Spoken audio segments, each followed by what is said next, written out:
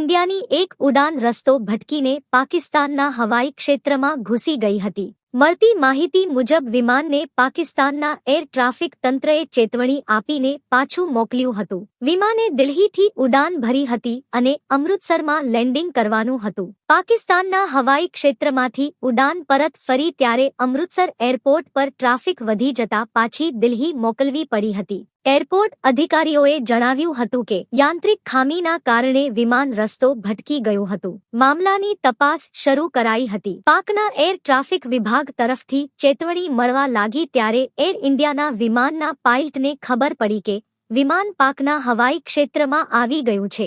આ ઘટના બાદ તરત રસ્તો બદલતા યુટર્ન લઈને પાયલટ વિમાનને ભારતીય હવાઈ ક્ષેત્રમાં લાવ્યા હતા। દિલ્હી લવાયાના લગભગ 2 કલાક બાદ ફરી અનુમતિ મળતા વિમાને અમૃતસર જવા ઉડાન ભરી હતી।